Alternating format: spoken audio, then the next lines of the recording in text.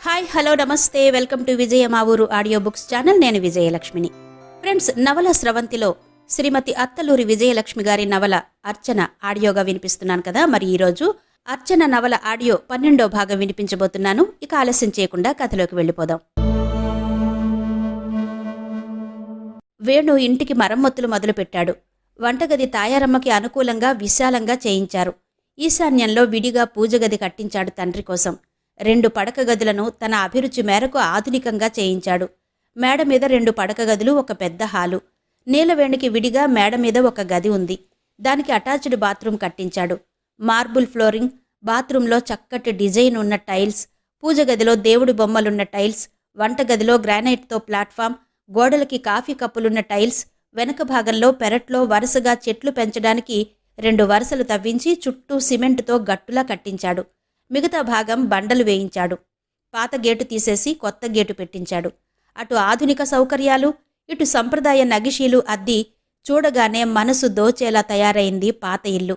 Budget అంచనా దాటింది. వంటగదిలో, బెడ్రూమ్స్లో రాక్స్, హాల్లో షోకేస్, ఫాల్స్ సీలింగ్, లైట్లు. ఆ ఇల్లు చూసి నీలవేణి మురిసిపోయింది. సినిమాల్లోల్లా ఉంది ఇల్లు. ఎంత బాగా కట్టించారో వేణుబాబు, ఎంతైనా పట్నం బాబు కదూ అనుకుంది. తాయారమ్మ ఆనందానికి పట్టపగ్గాలు లేకుండా అయింది. బాబుకి 3వ ఏడొచ్చేసింది. ఇల్లంతా తిరిగేస్తూ చిలక పలుకులు పలుకుతూ ఇంట్లో అందరి ఆనందానికి కేంద్రబిందువయ్యాడు. కృష్ణస్వామి వేణుగోపాలస్వామి గుడిలో రామస్వామిని, అతనితో పాటు తన స్నేహితుడి కొడుకైన శ్రీధర సిద్ధాంతిని అర్చకుడిగా నియమించాడు.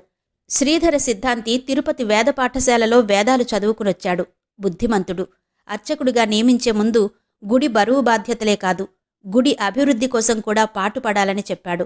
ఆ గుడి సుమారు 60 సంవత్సరాల క్రితం నాటిది. ఇంతవరకు కృష్ణస్వామి కుటుంబం వారే గాని మరెవ్వరూ అర్చకులుగా చెయ్యలేదు. అక్కడ వేణుగోపాలుడు వెలిశాడని అంటారు. పురాతన కాలం నాటి కట్టడం. గర్భగుడి కూడా చాలా లోపలికి, ప్రధాన ద్వారానికి 4 అడుగుల లోపలికుంటుంది. నల్లటి విగ్రహం. గుడి ఆవరణలో వేప చెట్లు, రావి చెట్లు, మామిడి చెట్లు ఉంటాయి. ఒక మర్రి చెట్టు కూడా బాగా కిందికి వెళ్లాడే ఊడలతో ఉంటుంది. ధ్వజస్తంభం ముందు పెద్ద తులసి కోట ఉంటుంది. ఎంతటి అశాంతినైనా హరించి మనశ్శాంతిని ప్రసాదించే వాతావరణం అక్కడ నెలకొని ఉంటుంది. భక్తులు హారతి పళ్లెల్లో హుండీలో వేసే డబ్బు తప్ప మరో గుడి నిధి అంటూ ఏమీ లేదు. ఎవరు అర్చకులుగా ఉంటే వాళ్లే ప్రసాదాలు చేసి నైవేద్యం పెడతారు. ఇప్పటిదాకా దేవుడి నైవేద్యానికి ఎలాంటి లోటు జరగలేదు. ఇక ముందు కూడా అలాంటి లోటు జరగకుండా చూడమని కన్నీళ్లతో చెప్పిన కృష్ణస్వామికి చేతిలో చెయ్యి వేసి ప్రమాణం చేశాడు శ్రీధర సిద్ధాంతి. ఈ పవిత్రత ఎప్పటికీ ఇలాగే ఉంటుంది బాబాయ్ అన్నాడు. ఆ గుడితో అనుబంధం తెంచుకుని వెళుతుంటే ఆయన గుండె ముక్కలైనట్టు అనిపించింది. భగవంతుడితో ఉన్న అనుబంధం ఎక్కడున్నా అలాగే ఉంటుంది. కాని పిల్లలతో అనుబంధం దగ్గరగా ఉంటేనే ఉంటుందేమో అనిపించింది ఆయనకి. ప్రస్తుతానికి ఇల్లు మాత్రం తాళం వేసేసి కొడుకు దగ్గరకు హైదరాబాద్ బయలుదేరాడు. కృష్ణస్వామి రాకతో ఆ ఇంటికి నిండుతనం వచ్చినట్టు అనిపించింది తాయారమ్మకి. ఇన్నాళ్ళు భర్త అక్కడ ఏం తింటున్నాడో, ఏం చేస్తున్నాడో అని ప్రతిక్షణం దిగులుండేది. మనిషి కొడుకు దగ్గర ఉన్న మనసు మాత్రం భర్త చుట్టూ తిరుగుతుండేది. 65 ఏళ్ల వృద్ధుడిని జీవితంలో మొదటిసారిగా ఒక్కడినే వదిలిపెట్టడం నిజానికి ఎంతో బాధాకరమైన విషయం. కాని పరిస్థితులు ఆవిడిని ఆయనకి దూరం చేశాయి. ఒక పసివాడిని, అందునా తన మనవడిని, తల్లి లేనివాడిని, ఏమాత్రం పిల్లల్ని పెంచే అనుభవం లేని కొడుకు దగ్గర వదిలిపెట్టి ఉండడం అంతకన్నా బాధాకరమనిపించింది. పోనీ నీలవేణిని ఇక్కడ ఉంచాలన్నా, అక్కడ ఉంచాలన్నా ఆ పిల్ల నిండు యవ్వనంలో ఉంది. ఏ క్షణంలో ఏం జరిగినా అందుకు తానే బాధ్యురాలవుతుంది. అటు భర్త మీద, ఇటు కొడుకు మీద నమ్మకం లేక కాదు, పరిస్థితుల మీద ఆవిడికి నమ్మకం లేదు. ఇప్పుడు ఆయన రావడంతో ఆవిడ ఆనందానికి అవధులు లేకుండా పోయాయి. ఊళ్ళో ఉన్నన్ని రోజులు పసివాడి ఆటలు, పాటలు, ముద్దు మాటలు ఫోన్లో వినిపిస్తూ ఉంటే ఆయన హృదయం మనవడి పట్ల వాత్సల్యాభిమానాలతో నిండిపోయింది. ప్రతిక్షణం వాడిని ఎప్పుడెప్పుడు చూస్తానా, వాడితో ఎప్పుడెప్పుడు దగ్గర ఉండి ఆడుకుంటానా, ఎప్పుడు వాడిని గుండెలకు హత్తుకుని పడుకోవాలా, వాడి చిటికెన వేలు పట్టుకుని షికారు తీసుకెళ్లాలా అని తహతహలాడిన కృష్ణస్వామికి ఇప్పుడు మనవడి స్పర్శ చిన్ని కృష్ణుడి స్పర్శగా అనిపిస్తోంది. ఆ వేణుగోపాలుడు ఈ పసివాడి రూపంలో తన ఒడిలో కూర్చుని ఉన్నట్టుగా భావించి పారవస్యం పొందసాగాడు. ఇప్పుడు ఆ దంపతులకి పసివాడే ప్రాణం, వాడే లోకం. వాడు అల్లరి చేసినా, ఇంట్లో ఏం పాడు చేసినా ఏమీ అనరు, నవ్వుతూ చూస్తుంటారు. వేణు ఇంట్లో ఉన్నంతసేపు అతని సెల్ ఫోన్ రిత్విక్ చేతుల్లోనే ఉంటుంది. ఆ ఫోన్ చెవి కానించుకుని తాతా తాతా అంటూ వాడేవో కబుర్లు చెప్పేస్తుంటే మురిసి మురిసి చూస్తారు. అలా మాట్లాడుతూనే మాటలు పాటల కిందకి మార్చి రాగాలు తీస్తూ సెల్ కుడిచేత్తో పట్టుకుని నేలకేసు కొడుతూ ఆడుకుంటూ ఓ శుభముహూర్తంలో ఫోన్ బద్దలు కొట్టేశాడు. అది చూసి కెవ్వున అరిచాడు వేణు. ఆ అరుపుకి బెదిరిపోయిన రిత్విక్ గట్టిగా ఏడుపు మొదలుపెట్టాడు. 10,000 రూపాయల సెల్ నాశనం. వేణు ముందు మండిపడ్డా వాడి ఏడుపు చూసి కంగారు పడ్డాడు. తల్లి తండ్రి వాడికేం తెలుసురా, వాడికి అందేలా పెట్టడం నీదే తప్పు అంటూ తననే నిందించేసరికి మౌనంగా ఉండిపోయాడు. అయితే మనసులో మాత్రం ఎక్కడో ఓ మూల వాడి ఆటలకి ఆనందం మాత్రం చిందులేసింది. ఇల్లు మరమ్మత్తు పనులు, ఎప్పటికప్పుడు శుభ్రం చేయడం, పెరట్లో వాకిట్లో ఊడ్చుకోవడం, క్షణం ఖాళీ ఉండటం లేదు నీలవేణికి. రిత్విక్ని పూర్తిగా కృష్ణస్వామి తాయారమ్మ దంపతులే చూసుకుంటున్నారు. ఇల్లు పెద్దదవడం, కన్స్ట్రక్షన్ పని వలన కలిగే ఇబ్బందులు, అదనపు పనులు ఆమెకి పని బాగా పెరిగింది. ఇది గమనించిన తాయారమ్మ వేణుకు చెప్పింది మరో మనిషిని చూడమని. త్వరలోనే మరో పనిమనిషిని కూడా పెట్టేశాడు వేణు. 4-5 నెలలు గడిచి ఇల్లు పూర్తయింది. గృహప్రవేశానికి ముహూర్తం చూశాడు కృష్ణస్వామి. వసంత పంచమి గురువారం అద్భుతంగా ఉంది. అప్పటిదాకా సరైన ముహూర్తాలు కనిపించలేదు. ఆ రోజు మాధవి వచ్చింది. కౌశిక్ను తీసుకుని వచ్చిన మాధవిని మనసారా ఆహ్వానించింది తాయారమ్మ. రామ్మారా, కులాసానా అంటూ చేతులు చాచి కౌశిక్ను అందుకుంది.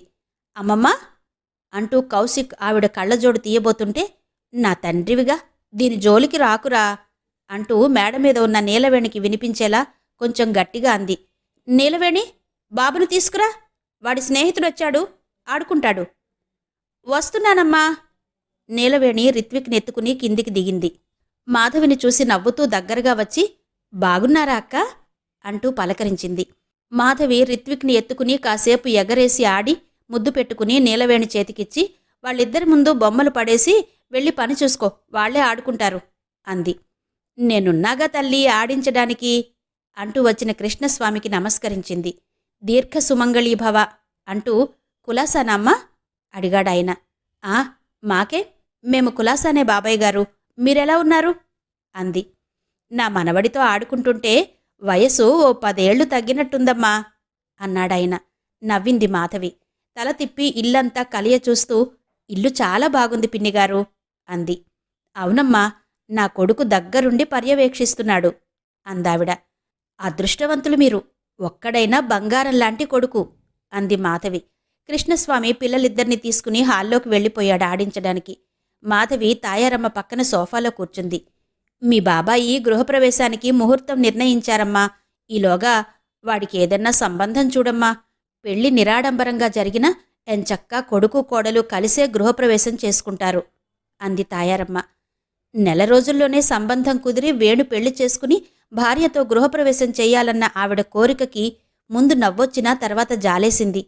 తప్పకుండా చూస్తానండి, మంచి సంబంధం చూడాలని ఆలస్యం చేశాను అంది. మనకేం కట్న కానుకలివ్వాలా? అదేం లేదుగా. వేణు చక్కటి కుర్రాడు, బుద్ధిమంతుడు. తల్లిగా నేను చెప్పకూడదుగాని నీకు తెలుసుగా, చక్కగా ఉంటాడు. మాధవి ఆవిడ చేతిమీద చెయ్యేసి మృదువుగా అంది. అతన్ని అర్థం చేసుకుని అన్ని విధాలుగా సహకరించే అమ్మాయి కావాలి కదండీ. అవునమ్మా అందావిడ మాధవి వివేకానికి ముచ్చటపడుతూ. మాధవి అదే అదనుగా ఆవిడకు కొంచెం దగ్గరగా జరిగి స్వరం తగ్గించి నెమ్మదిగా అడిగింది. అది సరే, ఈ విషయం చెప్పండి. మా ప్రీతిని చూశారుగా, ఆ అమ్మాయి మీద మీ అభిప్రాయమేంటి? ఆవిడ కళ్ళు మెరిశాయి. ఉత్సాహంగా అంది. ఆ అమ్మాయికే పంజాబ్ డ్రెస్ వేసుకున్న అమ్మవారిలా ఉంది అంది. మాధవి నవ్వింది. దాన్ని ముందు అడిగి తన అభిప్రాయం తెలుసుకుని మీకు చెప్తాను, తర్వాత వేణుని అడుగుదాం అంది. అలాగే, నువ్వెలా అంటే అలా. నీతో బంధుత్వం కలుపుకునే అవకాశం రావడం అదృష్టం అందావిడ మనస్ఫూర్తిగా. అయ్యో, అంత మాట అనకండి పిన్నిగారు, మీ ఔన్నత్యం ముందు నేనెంత చెప్పండి అంటూ ఆవిడ చెయ్యి మీద చెయ్యేసి నెమ్మదిగా నొక్కింది మాధవి. ఆ స్పర్శలో ఆవిడకి అంతులేని ఆప్యాయత కనిపించింది. మాధవి కాసేపు రిత్విక్తో ఆడుకుని కాసేపు నీలవేణికి పనిలో సాయం చేసి వెళ్ళిపోయింది. ఇంటికి వెళ్లగానే తెలుగు క్యాలెండర్ తీసుకుని మరునాటి తిథి నక్షత్రం చూస్తుంటే చక్రవర్తి వచ్చాడు. ఏంటి విశేషం? పంచాంగం చూస్తున్నావు? జాబ్లో చేరుతున్నావా అడిగాడు. రేపు సప్తమి గురువారం. మంచిది, ఓకే అంటూ క్యాలెండర్ పక్కన పెట్టి, అది పంచాంగం కాదు, తెలుగు క్యాలెండర్ అంది. పంచాంగం అంటే తిథి వార నక్షత్రాలు యోగ విషయాలు కరణాలు అనే 5 సూత్రాల ఆధారంగా తయారు చేయబడింది. ఈ క్యాలెండర్లో తిథి వార నక్షత్రాలున్నాయి కదా, అందుకే అది పంచాంగం. వివరంగా తనకేదో బాగా తెలిసినట్టు చెబుతున్న చక్రవర్తి వైపు నిశితంగా చూస్తూ పక్కున నవ్వింది మాధవి. ఎందుకా నవ్వు అడిగాడు. ఏం లేదు అంటూ అతని టై వదులు చేస్తూ అంది. ప్రీతికి సంబంధం మాట్లాడాను. దాని అభిప్రాయం తెలుసుకోవడానికి మంచి రోజు కోసం చూశాను. నువ్వు చాలా పెద్దదానివైపోతున్నట్టు అనిపిస్తోంది. మరీ అమ్మమ్మను పెళ్లి చేసుకున్నానేంటో అదోలా మొహం పెట్టి అంటోన్న చక్రవర్తి వైపు కోపంగా చూసింది. పెళ్లి మాటలు మాట్లాడితే అమ్మమ్మ అయినట్టా? కాదా మరి? అయితే మీరు నాకన్నా ముందే తాతయ్యారు. నేనా? ఎలా? ఆశ్చర్యంగా చూశాడు. వేణు పెళ్లి మాటలు మీరేగా మాట్లాడారు. నో, నాకస్సలు తెలీదు. ఆహా, పాపం తెలీదు. వేణు ప్రేమ అర్చననే పెళ్లి చేసుకుంటానని సవాల్ చేయడం మీకు తెలీదని నేను నమ్మాలా? అదా? తేలిగ్గా అంటూ ఆమెను దగ్గరకు లాక్కుని అన్నాడు. నువ్వు ఈ మధ్య చాలా నాటి అవుతున్నావు సుమా. మాటకి మాట చమత్కారంగా జవాబు చెబుతున్నావు. సహవాస దోషంలేండి. నేను రేపు ప్రీతితో వేణు గురించి మాట్లాడాలనుకుంటున్నాను. వేణు గురించి డైరెక్ట్గా అడిగే కన్నా ముందు పెళ్లి మీద, కాబోయే భాగస్వామి మీద తనకున్న ఐడియాస్ ఏంటో ప్రీతిని అడిగి తెలుసుకో. మాధవి ఉలిక్కి పడినట్టు చూస్తూ అంది. అరే నిజం, నేనిదంతా ఆలోచించలేదండి. నిజమే కదా, దానికి దాని స్వంత ఆలోచనలు, ఏవో కోరికలు ఉంటాయిగా అంది ఆలోచిస్తూ. చక్రవర్తి తన తలతో ఆమె తల ఢీకొడుతూ, మొద్దు బుర్ర, ఆవేశమే కాని ఆలోచన లేదు అన్నాడు. బేలగా అంది మాధవి. అది ఒప్పుకోదంటారా? ఒప్పుకోదని నేనన్నానా? కాకపోతే డైరెక్ట్గా అడిగి తను కాదంటే బాధపడే కన్నా జాగ్రత్తగా తన మనసులో ఏముందో తెలుసుకుని నీ ఆలోచన చెప్పమంటున్నాను. మాధవికి చక్రవర్తి మాటలు నిజమే అనిపించాయి. నిజమే కదా అనుకుంది. తనకా ఆలోచన రానందుకు తనని తానే తిట్టుకుంటూ, సరేలేండి, మీరు కాళ్ళు చేతులు కడుక్కురండి, టీ తెస్తాను అంటూ లోపలికి వెళ్ళిపోయింది. ఆమె వెళ్లిన వైపు చూస్తూ, ఆ కుటుంబంతో ఈమెకి ఏ జన్మదో ఈ బంధం అనుకున్నాడు చక్రవర్తి. అర్చన ఇప్పుడు రాజమండ్రి ఆర్డీఓగా ఉంది. క్వార్టర్స్, వాహనం, పనివాళ్లు, హోదా బాగుంది. ఇప్పుడు అర్చనకి గతం తలుచుకుంటే ఏమీ అనిపించడం లేదు. వేణు అసలు గుర్తేరాడు. బాబు మాత్రం అప్పుడప్పుడు జ్ఞాపకం వస్తుంటాడు. ఇప్పుడు బాబుకి 3 ఏళ్లుంటాయేమో, కబుర్లు చెబుతున్నాడేమో అనుకుంటూ ఉంటుంది. క్వార్టర్స్లో పనిచేస్తున్న శోభకి 3 ఏళ్ల పిల్లాడు, 6 ఏళ్ల పిల్ల ఉన్నారు. అక్కడే పిల్లల్ని చూసుకుంటూ ఉంటుంది. భర్త తాపి మేస్త్రి. ఆ తల్లి పిల్లల్ని చూసినప్పుడు సన్నని నిట్టూర్పు వస్తుంది. వాళ్లకి కబుర్లు చెబుతూ శోభ అన్నం పెట్టే దృశ్యం అర్చనకి కన్నుల పండువగా అనిపిస్తుంది. ఆఫీస్లో కూడా పెద్దగా పని ఒత్తిడిగా అనిపించలేదు. PA Sripathi, superintendent Vasumathi, accountant, ఇలా ఓ 4-5 అర్చనని బాగా అభిమానిస్తారు.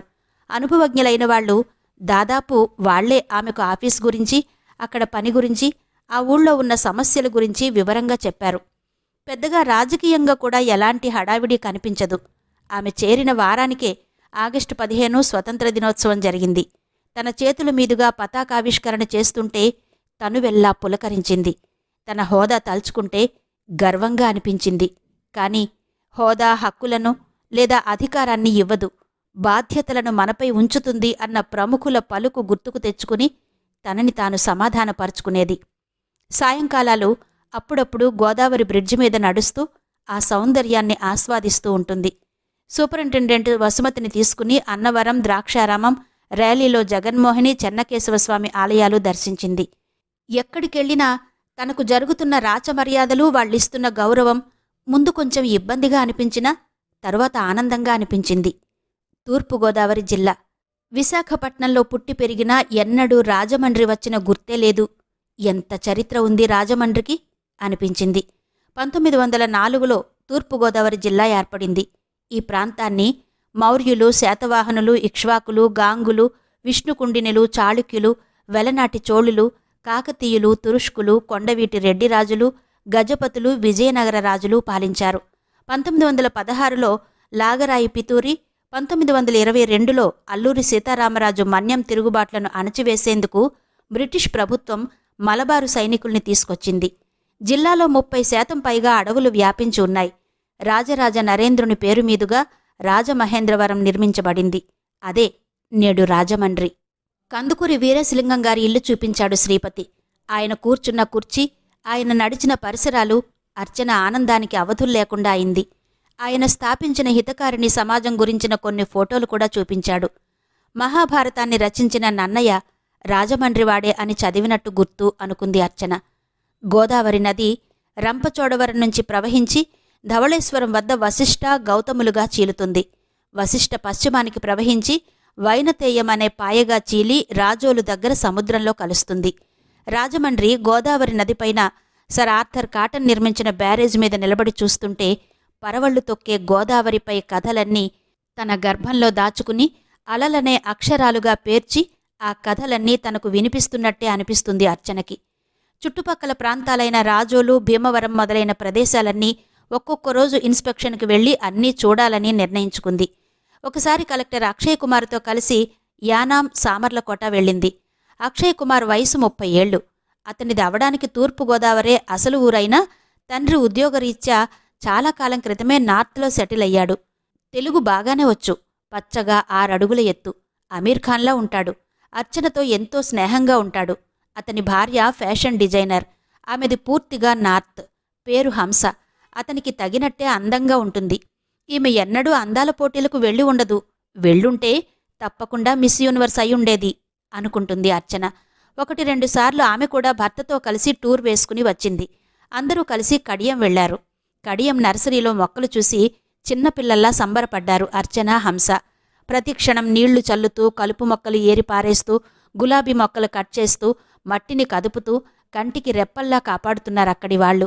మగపిల్లల్లా నడుం చుట్టూ టవల్ కట్టుకుని పొడిగాటి జాకెట్ వేసుకున్న ఒక అమ్మాయి ఆ మొక్కల మధ్య మొక్కగా మారి చిలకలా నవ్వుతూ కబుర్లు చెబుతూ ఒక్కో క్రోటన్ పేరు చెబుతూ మొక్కల్ని పరిచయం చేస్తున్న తీరు అద్భుతంగా అనిపించింది అర్చనకి. చల్లటి గాలి, ఆ గాలిలో వస్తున్న పరిమళం. నాకిక్కడి నుంచి కదలాలని లేదు సార్ అంది అర్చన నవ్వుతూ. మీకిక్కడ పోస్టింగ్ ఇవ్వమంటారా? తను నవ్వుతూ అడిగాడు అక్షయ్. ఇక్కడ క్వార్టర్స్ కట్టించివ్వండి చాలు అంది. రెవెన్యూ మీదే కదా, మీరే కట్టుకోండి. మీకిద్దరికీ ఛాన్స్ దొరికితే ఆంధ్రప్రదేశ్ మొత్తం ఆక్యుపై చేసుకుంటారులే అంటూ అల్లరిగా నవ్వింది హంస. పోనీలే, నీకేగా మొత్తం అన్నాడు అక్షయ్. అంత ఆశగాని అలాంటి దుర్బుద్ధిగాని మాకు లేదులే హంసగారు అంది అర్చన. కమాన్ అర్చన, ఈ గారు gear I don't like, please call me హంస. ఓ థ్యాంక్ యూ అంగీకారంగా నవ్వింది అర్చన.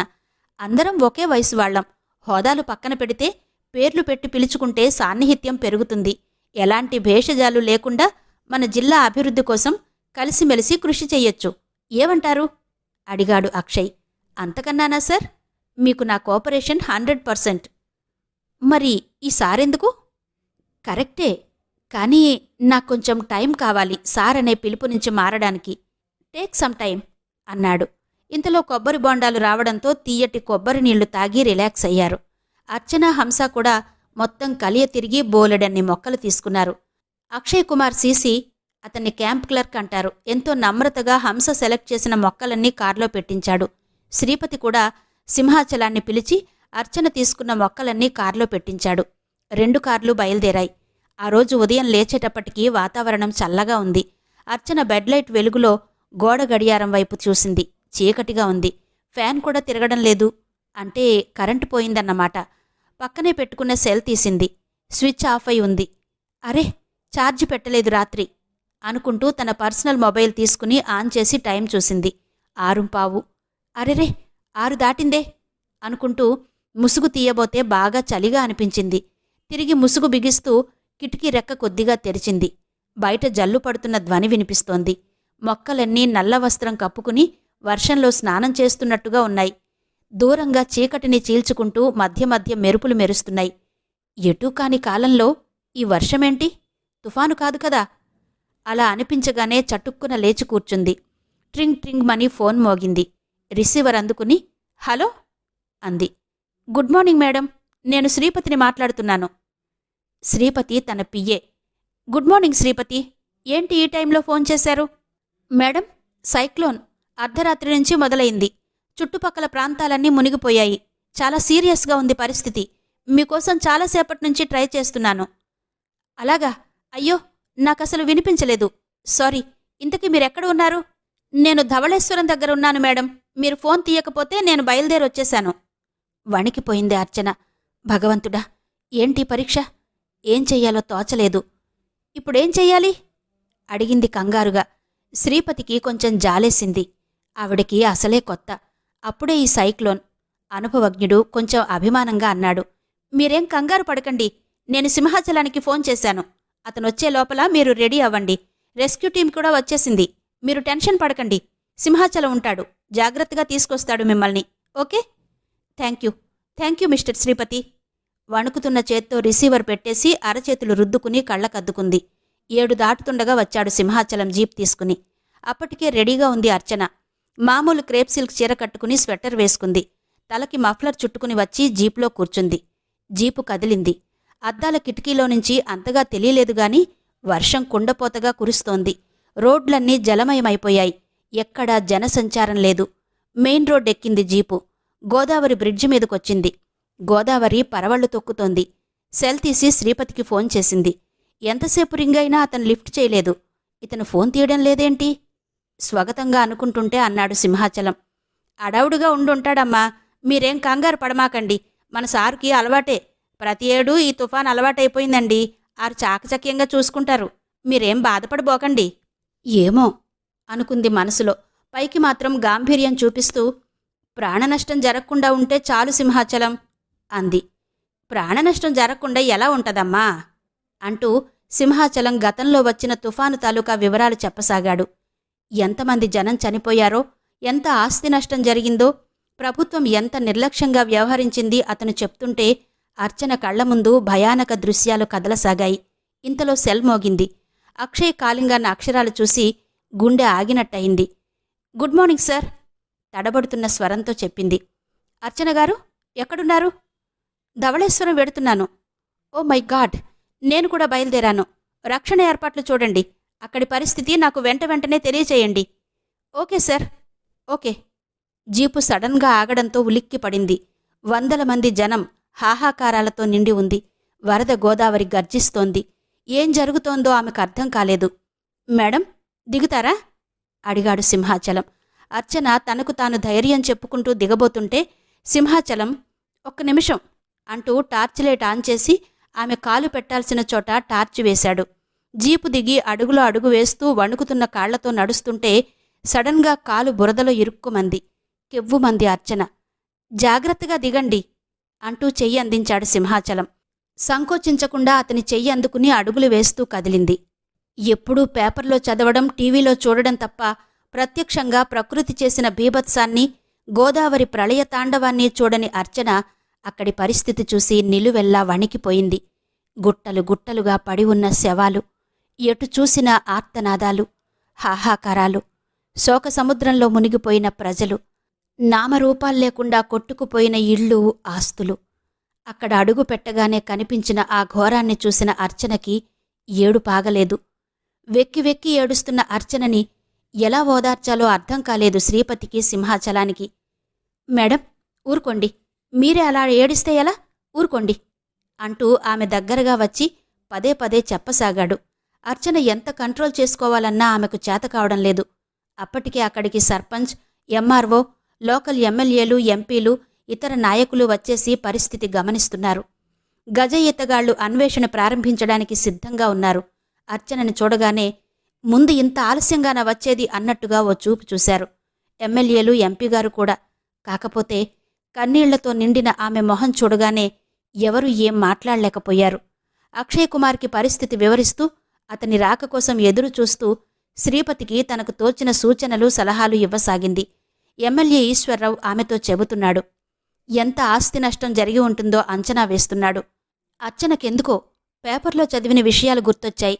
చిన్నప్పుడెప్పుడో చదివిన తుఫాను ఎప్పుడొస్తుంది అనే కథ కూడా గుర్తొచ్చింది. వీళ్లంతా ఈ పరిస్థితి కోసం ఎదురు చూస్తున్నారా బ్యాంక్ అకౌంట్లు నింపుకోవడానికి అనుకుంది. వెంటనే తన ఆలోచన ఎవరన్నా పసిగట్టారేమో అని ఉలిక్కి పడింది. కాసేపటికి అక్షయ్ కుమార్ కూడా వచ్చేశాడు. ఎంపీ అక్షయ్ కుమార్ ఆలస్యంగా రావడం పట్ల ఉగ్రుడయ్యాడు. తను హైదరాబాద్ వెళ్లానని, వార్త తెలిసిన వెంటనే బయలుదేరి వచ్చానని సంజాయిషీ ఇస్తున్నాడు. వెంటనే బాధిత కుటుంబాలకు తక్షణ రక్షణ ఏర్పాట్లు చేస్తూనే సీఎస్ గారికి పరిస్థితి సమీక్షించాడు. ముఖ్యమంత్రి తదితర మంత్రులంతా సుడిగాలి పర్యటన చేశారు. అప్పటికప్పుడే 5 కోట్ల రూపాయల సైక్లోన్ ఫండ్ ప్రకటించారు ముఖ్యమంత్రి. బాధితులకు ఆహారం, ఆశ్రయం ఏర్పాట్లు చేశారు. అక్షయ్ కుమార్ వచ్చాక కొంచెం అర్చన మనసు శాంతించింది. అతను అప్పటికప్పుడు తీసుకుంటున్న నిర్ణయాలు, సెక్రటేరియట్ ఫోన్ చేసి సీఎస్తో ఇతరులతో మాట్లాడుతున్న తీరు, స్పాంటేనియస్గా ఎవరి ఆదేశాల కోసం ఎదురు చూడకుండా తీసుకుంటున్న నిర్ణయాలు ఆమెకి అద్భుతంగా అనిపించాయి. కలెక్టర్ అంటే ఇలా ఉండాలి అనుకుంది. గజ ఈతగాళ్లు వాళ్ల అన్వేషణ కొనసాగిస్తున్నారు. మంత్రులు, ఎమ్మెల్యేలు, ఎంపీలు కొంతసేపటికి వెళ్లిపోయారు. మిగిలిన వాళ్లకి ఎంఆర్ఓ వెంకటేశ్వరరావు కాఫీలు ఏర్పాటు చేశాడు. అర్ధరాత్రి వేళ వచ్చి కాఫీ నీళ్లు కూడా తాగకుండా శ్రమపడుతున్న శ్రీపతి మొదలైన వాళ్లందరికీ కాఫీ తాగగానే కొంచెం సేద తీరారు. అర్చనకి తల పగిలిపోతోంది. కడుపులో తిప్పేస్తోంది. సడన్గా ఏదో అవుతున్నట్టు అనిపించింది. తల పట్టుకుని నిలబడ్డ అర్చనని కాసేపు విశ్రాంతి తీసుకోమని చెప్పి తన ఇంటికి పంపించాడు ఎంఆర్ఓ. ఆమె వెళ్లిన కొద్దిసేపటికే అక్షయ్ కుమార్ నుంచి ఇతర ప్రాంతాల పర్యటనకు పిలుపు వచ్చింది. ఎంఆర్ఓ భార్య, అయ్యో, మీకివన్నీ కొత్తన్నట్టుందండి. పాపం కొత్తగా వచ్చారట కదా, కంగారు పడకండి, ఆరోగ్యం చూసుకోండి అంటూ దయగా మాట్లాడింది. అర్చన ఆమె దగ్గర సెలవు తీసుకుని మళ్లీ అక్షయ్ కుమార్, శ్రీపతి వాళ్లందరూ ఉన్న దగ్గరకొచ్చింది. నిర్విరామంగా, ఎలాంటి అలసట లేకుండా ప్రజలని రక్షించడమే తన బాధ్యత అన్నట్టు పనిచేస్తున్న శ్రీపతిని చూసి, గవర్నమెంట్ ఆఫీసులో పనిచెయ్యరు అనే వాళ్లని అప్పటికప్పుడు పట్టుకొచ్చి చూపించాలనిపించింది అర్చనకి. ఎంత అంకితభావంతో పనిచేస్తున్నాడితను. అర్చన కళ్ళు మళ్లీ చెమరించాయి. అక్కడి నుంచి మిగతా ప్రాంతాల్లో పరిస్థితి సమీక్షించడానికి బయలుదేరారు. అర్చన దారి పొడుగునా కనిపిస్తున్న ఘోరం చూడలేక కళ్ళు మూసుకుంది. సాయంత్రానికి కొంచెం శాంతించింది గోదావరి. కరాళ నృత్యం చేసిన ప్రకృతి కడుపు నిండిన కొండ చిలువలా ప్రశాంతంగా ఉంది. అప్పటిదాకా తుఫాను ప్రాంతాలు పర్యటించి వచ్చిన అర్చన, అక్షయ్ కుమార్ పంచాయతీ ఆఫీసులో అందరితో సమావేశమయ్యారు. మిగతా ఆర్డీఓలు కూడా వచ్చారు. అందరూ కలిసి తర్వాత తీసుకోవలసిన చర్యల గురించి చర్చించారు. వెంటనే రిపోర్టు సబ్మిట్ చేయాల్సిందిగా అందరికీ ఆదేశాలిచ్చాడు అక్షయ్ కుమార్. వారం రోజులు ఊపిరి సలపని పనులు, మీటింగులు హైదరాబాద్లో సెక్రటేరియట్లో మీటింగ్. కలెక్టర్తో పాటు ఆర్డీఓలు, మిగతా వాళ్లు అందరూ కూడా వెళ్లారు. ఆర్థిక నష్టం అంచనా వేయలేకపోతున్నారు. ప్రాణ నష్టం అసలే తెలియడం లేదు. వెతుకుతున్న కొద్దీ బయటపడుతున్న శవాలు. అర్చన మానసికంగా, శారీరకంగా కూడా బాగా అలసిపోయింది. నిద్ర సరిపోవడం లేదు. రోజు మహా అయితే 4 గంటలు మాత్రం నిద్రపోతోంది. ఆ రోజు బాగా అలసిపోయింది. ఎంత ఆపుకున్నా కళ్ళు మూతలు పడిపోతున్నాయి. అప్పటికే 5-6 కప్పుల టీ తాగింది. ఎన్నడూ లేనిది ఈ మధ్య కాఫీ టీలతో కడుపు నిండిపోతోంది. వేళకాని వేళలో భోజనం. ఒక్కోరోజు బ్రేక్ఫాస్ట్ చేయడమే లేదు. డిన్నర్ కూడా తింటే తింటోంది, లేకపోతే లేదు. అన్నిటికన్నా హాయిగా నిద్రపోవాలనిపిస్తోంది. నెమ్మదిగా కళ్ళు మూసుకుంది. మేడం, మీరు వెంటనే రావాలా? ఏలేరు దగ్గర మళ్లీ గండిపడింది. చాలామంది చనిపోయారు. శ్రీపతి గాభరాగా పిలుస్తున్నాడు. దాదాపు ఆమె చెయ్యి పట్టుకుని పరుగందుకున్నాడు. పరిగెడుతోంది అర్చన. దారి నిండా నిర్జీవంగా పడి ఉన్న జనం, ఒరుసుకుపోయిన రోడ్లు, కొట్టుకుపోయిన ఊళ్ళు, పాయలుగా చీలిన గోదావరి, ప్రతి పాయ దగ్గర విగత జీవులు. ఎవరిది?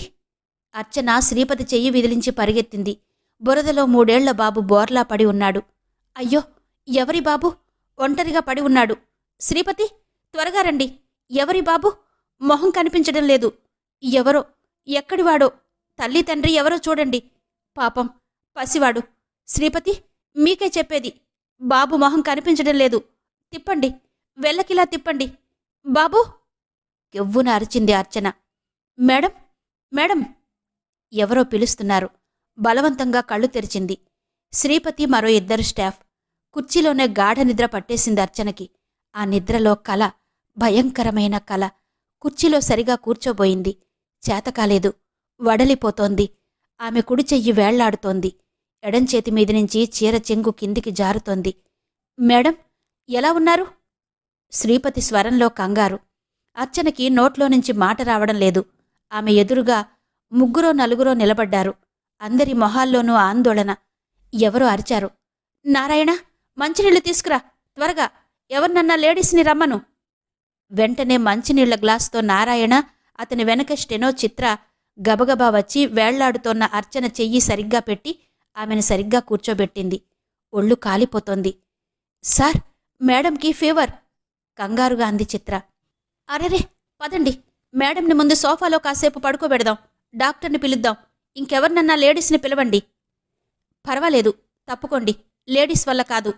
శ్రీపతి ధైర్యంగా ముందుకొచ్చి సుకుమారమైన అర్చనని 2 చేతులతో ఎత్తి ఆవిడ యాంటీ రూంలో ఉన్న సోఫాలో పడుకోబెట్టాడు. చిత్రగారు, డాక్టర్కి ఫోన్ చెయ్యండి అంటూ అర్చన చీర కుచ్చెళ్లు సర్ది సోఫా కవర్ తీసి ఆమె మీద కప్పాడు. కాసేపట్లో అక్కడ అర్చన ఆరోగ్యం పట్ల హడావిడి మొదలైంది. డాక్టర్ వచ్చి చూసింది. 103 డిగ్రీలుంది జ్వరం. వెంటనే ఇంజెక్షన్ ఇచ్చింది. మందులు రాసిచ్చి ఎలా వాడాలో చెప్పింది. శ్రీపతి జేబులో నుంచి డబ్బులు తీసిచ్చి నారాయణని మెడికల్ షాప్కి పంపించాడు. అలాగే ఫ్రూట్ జ్యూస్ కూడా తెమ్మన్నాడు. అతనికి ఆమె పరిస్థితికి జాలేసింది. అనుకోకుండా కళ్లల్లో నీళ్లు తిరిగాయి. చాలా సుకుమారమైన మనసు. చూడకూడని దృశ్యాలు చూసింది. ఎదురుపడకూడని సంఘటనలు. తల్లడిల్లిపోయింది. ఏ టైంలో ఫోన్ వచ్చినా పరుగులు పెట్టింది. ప్రభుత్వం చేస్తున్న సహాయక చర్యలు ప్రజలకి సరిగ్గా అందడం లేదని తన డబ్బులు 1,00,000 రూపాయలు ఖర్చుపెట్టి దుప్పట్లు, బియ్యం, పప్పులు, బట్టలు తెప్పించి పంచిపెట్టింది. ఇలాంటి ఆడవాళ్లు ఇంత మానసికమైన ఒత్తిడి భరించలేరు. ఏంటో ఈవిడ ఫ్లాష్ బ్యాక్. ఎప్పుడూ ఎవరూ రారు. పెళ్ళయినట్టు లేదు. మెళ్ళో మంగళసూత్రం లేదు. ఎందుకు ఈవిడ పెళ్లి చేసుకోలేదు? ఇంత ఒంటరితనం ఎలా భరిస్తోంది? ఏవేవో ప్రశ్నలు, సందేహాలు. అమ్మా! అర్చన మూలుగు వినిపించి చటుక్కున కుర్చీలోనుంచి కదిలాడతను. మేడం? ఆర్ద్రంగా పిలిచాడు. అర్చన బలవంతంగా కళ్ళు తెరిచింది. దాహం. 1 మినిట్ మేడం అంటూ నారాయణ తెచ్చిన ఫ్రూట్ జ్యూస్ గ్లాసులో పోసి చిత్రను పిలిచాడు. చిత్ర శ్రీపతి ఆదేశానుసారం అర్చన తల కింద చెయ్యి పట్టి ఆమెను కొద్దిగా కూర్చోబెట్టి జ్యూస్ తాగించింది. చాలు.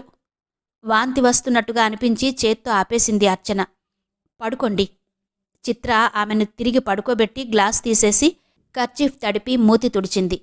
చల్లగా తగలడంతో కళ్ళు తెరిచిన అర్చన చిత్ర తనకి సేవ చేస్తోందని గమనించింది. ఆమె కళ్లలో నీళ్లు తిరిగాయి. ఎలా ఉంది మేడం? ఆప్యాయంగా అడిగాడు శ్రీపతి. అర్చన మాట్లాడలేదు. ఆమె ఎడమ కంటి నుంచి కన్నీళ్లు జారాయి. చిత్ర కూడా చున్నీతో కళ్ళు తుడుచుకుంది. సార్, ఒక్కరే ఉండాలేమో కదా మేడం? మా ఇంటికి తీసుకెళ్లాలనుంది. కానీ మా అత్తగారు చిరాకు మనిషి అంటోన్న చిత్రను ఆపుతూ, వద్దులేండి, పర్వాలేదు, మా ఇంటికి తీసుకెళ్తాను, మా మిసెస్ చూసుకుంటుంది అన్నాడు శ్రీపతి. ఆ మాటలకు కళ్ళు తెరిచింది అర్చన. 2 చేతులు జోడించింది వాళ్లకి. ఏంటి మేడం మీరు? ఇలాంటప్పుడు కాకపోతే ఎప్పుడు చేస్తాం? మీరేం బాధపడకండి. నేను మీ సొంత అన్నననుకోండి. సారీ, మీకు అభ్యంతరం లేకపోతేనే అన్నాడు శ్రీపతి. అర్చన కళ్ళు వర్షించసాగాయి. కొంచెం టెంపరేచర్ తగ్గగానే శ్రీపతి ఆమెను కారులో కూర్చోబెట్టి తన ఇంటికి తీసుకెళ్లాడు. అతని భార్య వారిజ అర్చనని కంటికి రెప్పలా చూసుకుంది. ఆ జ్వరం 4 రోజులు కొనసాగింది. వైరల్ ఫీవర్, అలవాటు లేని ఒత్తిడి, వానలో, చలిలో, బురదలో తిరగడం ఆమెని పూర్తిగా పడేశాయి. 4వ రోజు కొద్దిగా తగ్గుముఖం పట్టింది. లేచి కూర్చుని చారన్నం తింది. మీకు చాలా శ్రమిచ్చాను, సారీ అంది వారిజతో. అదేం మాటండి? ఆపదలో కాకపోతే ఇంకెప్పుడు మనిషికి మనిషి సాయం చేసుకునేది? అలా ఎప్పుడూ అనుకోమాకండి. ఇది మీ ఇల్లే అనుకోండి ఆప్యాయంగా అంది వారిజ. అక్కడే కూర్చుని ఆడుకుంటున్న పాపని చూస్తూ, ఎంతమంది పిల్లలు మీకు? అడిగింది అర్చన. ఆమె స్వరం చాలా నీరసంగా ఉంది. 2 బాబు పెద్దవాడు, పాప చిన్నది. దీనికి 4 ఏళ్లు, బాబుకి 8 ఏళ్లు. స్కూలుకు వెళ్ళాడు అంది వారిజ. అలాగా అన్నట్టు పల్చగా నవ్వి కళ్ళు మూసుకుంది. అక్షయ్ కుమార్ వచ్చి చూసి వెళ్ళాడు. కంగారేం లేదు, బాగా విశ్రాంతి తీసుకోండి అని చెప్పాడు. అర్చన వాళ్లందరి ఆప్యాయతకు చలించిపోయింది. ఈ ఒంటరి బ్రతుక్కి నాకెవరూ లేరు అనుకున్నందుకు ఇంతమంది ఆత్మీయుల్ని ఇచ్చావా తండ్రి? నీకు నా కృతజ్ఞతనెలా తెలుపుకోను? వెంకటేశ్వరస్వామికి మనసారా దండం పెట్టుకుంది. 5వ రోజు ఇంటికి వెళ్ళిపోతానంది. మీరు మొహమాటపడి వెళ్ళకండి, ఈ ఇల్లు మీ ఇల్లే అనుకోండి అన్నారు శ్రీపతి దంపతులు. లేదు, నాకసలు మొహమాటం లేదు. మీ ఆప్యాయతకి, ఆదరణకి నాకసలు మాటలు కూడా రావడం లేదు. కానీ ఇంటికెళ్ళిపోతాను ప్లీజ్ అంది. అలాగే రండి, దింపేస్తాను అంటూ శ్రీపతి లేవడంతో వారిజ అర్చన చెయ్యి పట్టుకుని కారు దాకా నడిపించింది. కారులో కూర్చుని కృతజ్ఞతగా చేతులు జోడించింది అర్చన. ఆ జోడించిన చేతులు పట్టుకుని పక్కకి నెడుతూ, మీరెప్పుడూ ఇలా చెయ్యకండి, మీకు సేవ చేసుకునే భాగ్యం మాకు కలిగింది అంది వారజ.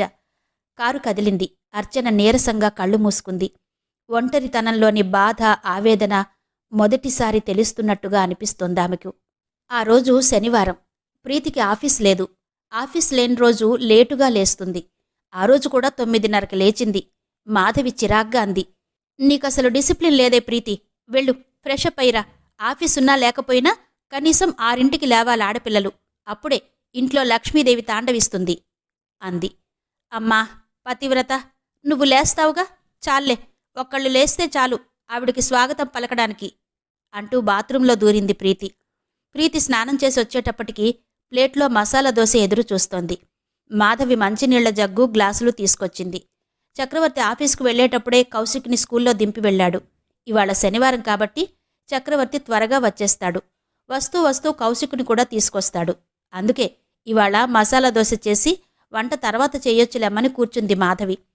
బావుందక్క దోశ, ఎంతైనా నువ్వు వంటలు బాగా చేస్తావు అంది ప్రీతి మెచ్చుకుంటూ. నీక్కూడా నేర్పుతాను, నేర్చుకో. ఇవాళ ఫ్రైడ్ రైస్ చేస్తావా, బావగారికిష్టం అంది మాధవి. ఆ ఒక్కటి తప్ప ఏదైనా చెప్పు చేస్తాను. కిచెన్లో దూరి గంటలు గంటలు వేస్ట్ చేయడం అంటే నాకు బోర్ అంది ప్రీతి. వేరే వాళ్ళు చేస్తే లొట్టలేసుకుంటూ తినడం బోర్ కాదా అంది మాధవి. అస్సలు కాదు. నోరు మూసుకో, వంట నేర్చుకో. రేపు పెళ్ళయ్యాక మొగుడి మొహాన ఏం పెడతావు? ఎంచక్క చెఫ్ని చేసుకుంటా. అంతేలే, బుద్ధులు భూములేలుతుంటే అదృష్టాలు గాడిదలు కాస్తాయట. నీ ఉద్దేశమేంటి? చెఫ్ అంటే అంత చులకనా? 5 స్టార్ హోటల్ చెఫ్ జీతం సాఫ్ట్వేర్ ఇంజనీర్ జీతం కన్నా ఎక్కువ, తెలుసా నీకు? అయితే ఇంకేంటి ప్రాబ్లం? నాకేం ప్రాబ్లం లేదు.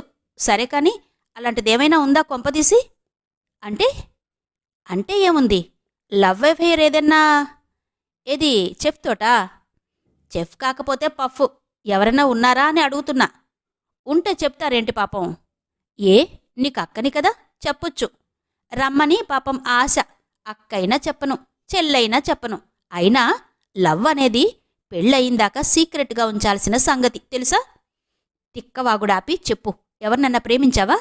సరే కాని నాకు 2 దోశలు పెట్టేసి ఇక చాలు డైటింగ్ చెయ్యి అనాలనుకుంటున్నావా? అదేం కుదరదు, ఇంకో దోశ కావాలి అంది ప్రీతి ప్లేట్లో మిగిలిపోయిన కూర తాలూకా ముక్కలేరుకుంటూ. మాధవి అది చూసి గబుక్కున లేస్తూ అంది, సారీరా, నీ ప్లేట్ చూడలేదు, ఇప్పుడే తెస్తాను. చల్లారిపోతాయని 2 వేశాను అంటూ కిచెన్లోకి వెళ్ళింది. ప్రీతి మాధవి వెళ్తోంటే అటూ ఇటూ కదులుతున్న ఆమె పెద్ద జడ చూస్తూ నవ్వుకుంది. పెద్ద జడ ఉన్నవాళ్లు చీర కట్టుకుంటే ఆ జడ అలా వాళ్ళు నడుస్తున్నప్పుడు నాట్యం చేస్తుంటే ఎంత బాగుంటుంది అనుకుంది ప్రీతి. మాధవి చేతిలో హాట్ ప్యాక్తో వచ్చింది. అక్కా, నువ్వు చాలా బాగుంటావు తెలుసా? తన ప్లేట్లో దోశ వేస్తున్న మాధవి ముఖంలోకి చూస్తూ అంది ప్రీతి. దోశలు ఎన్ని కావాలంటే అన్ని తినొచ్చు, నో రేషన్. దానికోసం పొగడ్డం అవసరమా? అందుకు కాదు కానీ నిజంగానే చెబుతున్నానక్కా. అవును, నీది బావగారిది లవ్ మ్యారేజీనా? నా సంగతి ఎందుకే నీకు? నేను నీ సంగతి అడిగితే మాట దాటేయడానికి కాకపోతే ఎందుకు? కోపంగా అంది మాధవి. ఏం మాట అడిగావని దాటేయడానికి? అదే, నీకేదన్నా లవ్ అఫెయిర్ ఉందా అని. ఉంది. మాధవి చేతిలో ముక్క జారిపోయింది. చటుక్కున్న ప్రీతి ముఖంలోకి చూస్తూ, ఎవరతను అంది. అలా అడుగుతున్నప్పుడు మాధవి గుండె దడదడా కొట్టుకుంది. ఏ జవాబు తను వినకూడదనుకుందో అదే జవాబు చెప్పింది ప్రీతి. అయ్యో పాపం, వేణుకి ఈ సంబంధం కూడా కుదరదా దేవుడా అనుకుంది. మహేష్, మహేష్ బాబు అంది ప్రీతి. మాధవి ప్రీతి నెత్తిన ఒక్కటి మొట్టింది. నిన్నసలు తన్నాలి పట్టుకుని కోపంగా అంది.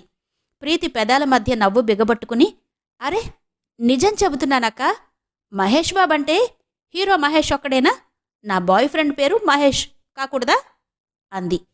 నీ మొహానికి మహేష్ బాబు బాయ్ ఫ్రెండ్ ఎప్పుడు కావాలి గాని నేనో సంబంధం చూశాను నీకు అంటూ అసలు విషయంలోకొచ్చింది మాధవి. ఎవరు, వేణా? తినడం పూర్తి చేసి వాష్ బేసిన్ దగ్గరకు నడుస్తూ అడిగింది ప్రీతి చాలా మామూలుగా. అలా అడగడంలో ఎగ్జైట్మెంట్ లేకపోవడం కొంచెం నిరాశ కలిగించినా ఆ మాటకే మాధవి సంబరంగా అంది, ఎస్, వేణు, మన వేణునే. ప్రీతి మాట్లాడకుండా చెయ్యి మూతి కడుక్కుని నోట్లో నీళ్లు పోసుకుని పుక్కిలించి వచ్చి నాప్కిన్తో చేతులు తుడుచుకుంటూ మాధవి ముఖంలోకి చూసింది. మాధవి కూడా చెయ్యి కడుక్కు వచ్చి టేబుల్ మీద ఉన్న ప్లేట్లు గిన్నెలు సర్దుతూ చెప్పసాగింది. వేణు చాలా మంచివాడు ప్రీతి, నెమ్మదస్తుడు. చూశావుగా, కుర్రవాడు కూడా బాగుంటాడు. తల్లిదండ్రులకు ఒక్కడే కొడుకు. అంతో ఇంతో ఆస్తి ఉంది, మంచి ఉద్యోగం ఉంది. ఎంత లేదన్నా జనరల్ మేనేజర్ స్థాయికి ఎదుగుతాడని అనుకుంటున్నాను. నీ అభిప్రాయమేంటి? మాట్లాడుతూనే కిచెన్లోకి డైనింగ్ టేబుల్ దగ్గరికి తిరుగుతూ అన్నీ సర్దుకుంటూ కాఫీ కూడా కలిపి తీసుకొచ్చింది మాధవి. ప్రీతి మౌనంగా మాధవి మాటలు వింటూ ఫ్రెంచ్ విండోలో నుంచి బయట ఉన్న మొక్కల్ని చూడసాగింది. మాధవి కాఫీ కప్పు ప్రీతికి ఒకటిచ్చి తనొకటి తీసుకుని, నిజం ప్రీతి, చాలా మంచివాడు. అతన్ని చేసుకుంటే నువ్వు సుఖపడతావు అంది. మాధవి ముఖంలోకి చూసి సన్నగా నవ్వి తిరిగి తల వంచుకుని కాఫీ తాగసాగింది ప్రీతి. మాట్లాడవేంటి? ఏదో ఒకటి చెప్పు. ప్రీతి కాఫీ తాగడం పూర్తి చేసి కప్పు టేబుల్ మీద పెట్టి టేబుల్ మీద వేలితో సున్నాలు చుడుతూ కూర్చుంది. ఏంటి మాట్లాడవే? చిరాగ్గా అడిగింది మాధవి. ప్రీతి తలెత్తి చూసి నెమ్మదిగా అంది. ఏం మాట్లాడను? ఏదో ఒకటి. వేణుమీద నా అభిప్రాయం చెప్పాను. నువ్వేమనుకుంటున్నావో చెప్పొచ్చుగా. వేణుకేమక్కా, అందగాడు, బ్యాంక్ ఆఫీసర్, మంచివాడు. కానీ కానీ చెప్పు. బాబు గురించేనా? అది జస్ట్ యాక్సిడెంటల్గా జరిగిన దాని ఫలితం. వాడిని నేను పెంచుకుంటాను. అది కాదక్కా. మరేంటి? ఆవిడ వేణు విడాకులు తీసుకున్నారా? అతను వద్దని ఆవిడ వెళ్ళిపోయాక ఇక విడాకుల గోలెందుకు? ఏమో, ఆవేశంలో వెళ్ళిపోయింది. ఆవేశం తగ్గాక రావచ్చుగా. ఏ 3 ఏళ్లదాకా తగ్గని ఆవేశం హఠాత్తుగా తగ్గిపోతుందా? అంది మాధవి. ప్రీతి స్థిరంగా అంది. అక్కా, భార్యాభర్తలు, మాంగళ్య బలం, 100 ఏళ్ల పంట వగైరా స్లోగన్స్ నిజమో అబద్ధమో నాకు తెలీదు. కానీ ఆడపిల్లగా పెళ్లి చేసుకోబోయే ముందు నా సెక్యూరిటీ నేను ఆలోచించుకోవాలిగా. కీడెంచి మేలెంచమన్నారుగా పెద్దలు. లీగల్గా విడిపోని భార్యాభర్తలు, పైగా అతనికి ఆవిడంటే ప్రాణమని తెలుసు నాకు. ఏ క్షణానైనా కలిసే అవకాశం మన ఇండియన్ సొసైటీలో ఉంది. అలా అయితే నా పరిస్థితేంటి? మాధవి మ్రాన్పడిపోయింది. ఇంతవరకు శ్రీమతి అత్తలూరి విజయలక్ష్మి గారి అర్చన నవల ఆడియో 12వ భాగం విన్నారు కదా. మిగిలిన కథ తర్వాతి భాగాల్లో వినిపిస్తాను. అంతవరకు సెలవు. నమస్తే.